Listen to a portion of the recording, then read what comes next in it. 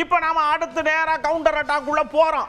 நாகப்பட்டினத்துக்கு பக்கத்துல தான் நம்ம எடப்பாடி அண்ணாச்சி ஒரு சுத்து பயணம் போய்கிட்டு இருக்காங்க.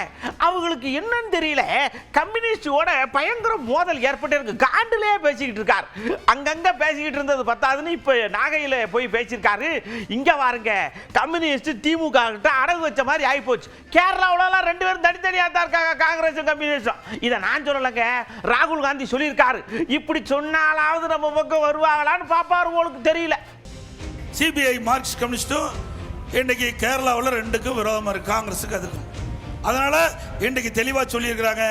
ராகுல் காந்தி சொல்லியிருக்காரு, சிபிஐக்கு எங்களுக்கும் கருத்து வேறுபாடு இருக்குது.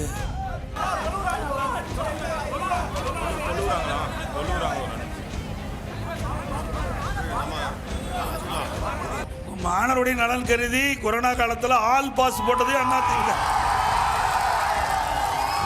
ஆனால் மாணவர்கள் இளைஞர்கள் எச்சரிக்கையா இருக்கணும். மாணவர்கள் இளைஞர்கள் எச்சரிக்கையா இருக்கணும். உங்களுக்கு எப்பெல்லாம் மாணவர்களுக்கு இளைஞர்களுக்கு சோதனை வருதோ அப்பெல்லாம் உதவி செய்கின்ற ஒரே அரசாங்கம் அதிமுக அரசு. சிந்திச்சு பாருங்க, இந்த மாணவர் இளைஞர் நலன் கருதி தானே இவ்வளவு கல்லூரி கொடுத்துருக்கிறோம்.